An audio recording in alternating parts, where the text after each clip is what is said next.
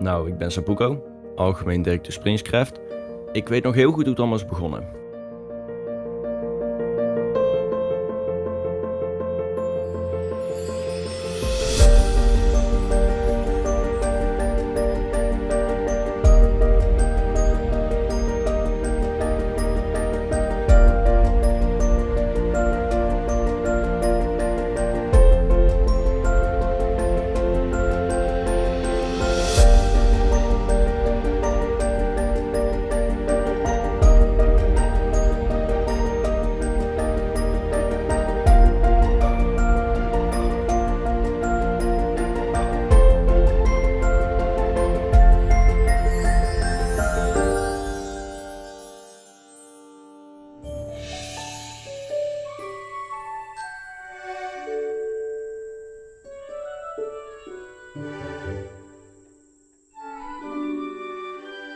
Op een dag stelde ik het idee aan een goede vriend van me voor, genaamd Thijs, om een Minecraft pretpark te beginnen.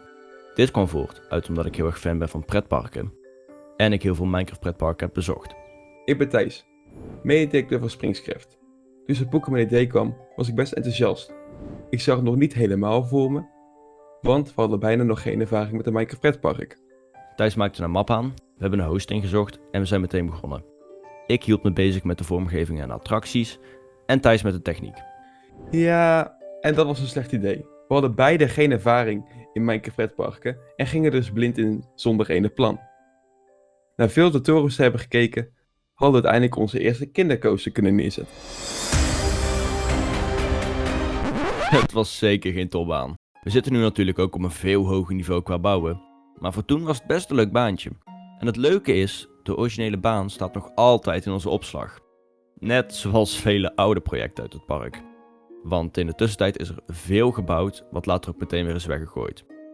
Het kwam erop neer dat we niet al te goed waren in bouwen. Ik was er toen wel van op de hoogte dat het allemaal niet zo heel mooi was en dat andere parken veel groter, gedetailleerder en mooier konden bouwen. Maar ondanks dit gingen we gewoon door. We hadden er voor onszelf gewoon heel veel plezier in. Vlak na de achtbaan wilden we een duikrijd gaan maken. Sapuko had een soort Fata Morgana / Vliegende Honden 3D voor een duikrijd. En die zijn we verder op gaan spelen. We hadden een paleis gemaakt en binnenin zou het een Arabisch tempelthema krijgen. En met deze duikrijd kwam ons eerste themagebied Temple Area voor. Ja, al snel kwam ik erachter dat een duikrijd zonder een verhaallijn bouwen niet zo handig is. Maar we wilden toch het Arabische thema houden.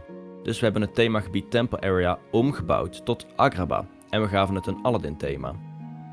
Een aantal maanden Springscraft gingen voorbij en ik kwam op het idee om iemand uit te nodigen voor het team, omdat we maar met z'n tweeën waren. Ik weet nog dat ik met Sapuko buiten was en hij ineens begon over Springscraft. Een Minecraft pretpark die hij samen had met Thijs. Ja, een jongen die ik wel via Sapuko kende, maar nog nooit echt had gesproken. Ik dacht meteen, dat is echt een projectje van jullie. Had nooit echt de intentie om te joinen. Op een gegeven moment werd ik gewhitelist op de server. En ik kwam online en ging kijken of ik iets kon bouwen. Nou, op een gegeven moment heb ik een brug gebouwd die uiteindelijk nooit in de server is gekomen. Uiteindelijk heb ik Stef het aanbod gegeven om vaste bouwer te worden in het park. Dat aanbod heeft hij een paar weekjes laten liggen, maar uiteindelijk heeft hij het aanbod aangenomen, omdat hij geen plezier meer kon halen uit zijn survival wereldje. Ik heb hem meteen op het project Arabian Nights met de Aladdin duikrijd gezet om wat scènes te verbeteren. Want ik wist dat Stef zijn bouwstijl wel echt heel veel beter en mooier was dan die van ons. En onze mededirecteur Thijs... Ja, ik vond het niks. Ineens was hij er voor mijn gevoel. Wist niet eens wie die jongen was. Ja, hebben we eens van Stef gehoord door Sapuko, maar verder ook niet. Ik had het gevoel dat hij een beetje kwam rommelen in ons park. Van Sapuko moest ik Stef een kans geven, en dat deed ik ook. En toen ik zijn bouwwerken zag, kwam ik er snel achter dat het echt een verbetering was voor ons park. Nou, ik wist van niks, tot ik een half jaar later hoorde dat hij me op het begin niet eens mocht. Maar goed, ik kreeg veel vrijheid in het park om dingen te veranderen, te verbeteren en zelfs te slopen. In overleg met de jongens hebben we zowat heel het park buiten Agrabah verwijderd. En ben ik vanaf de ingang opnieuw begonnen met bouwen. En vanaf toen kwam er echt een grote vooruitgang in. Maar uiteindelijk kwamen we er wel achter dat we vrij weinig met diepte werkten. En dat er eigenlijk totaal geen logica achter de layouts in onze paden in het park zat. Ook themagebieden liepen eigenlijk totaal niet in elkaar over. Maar toch zag je al een hele grote vooruitgang in de stijl van het park en hoe alles eruit zag. Uiteindelijk met kerst hebben we een kleine kerstbeta opening gehad, waarin het hele park leuk in een kerstthema was.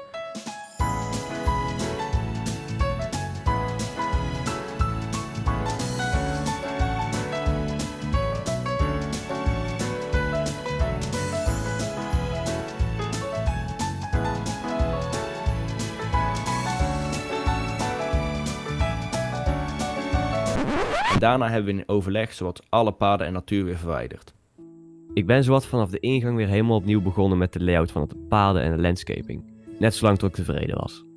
Ik had nu eindelijk de draai gevonden van hoe je mooie paden en natuur in pretparkstijl kan bouwen. Dat Stef helemaal opnieuw is begonnen is echt een paar maanden geleden gebeurd. Ondertussen is hij ook handiger geworden met models maken. Dus langzaam krijgt ons park steeds meer models. We zijn langzaam ook echt een goede vriendengroep geworden en nu pas krijg ik echt het gevoel dat we wat meer tussen de grote parken gaan horen. Qua bouwstijl, attracties enzovoort. Het klinkt misschien een beetje raar, want nog niemand kent van ons. Maar ik hoop dat daar snel verandering in komt. Hallo, ik ben Kieran. Net nieuw als bouwer in deze server. Ik vind het soms best een chaos, maar het is wel een gezellige chaos.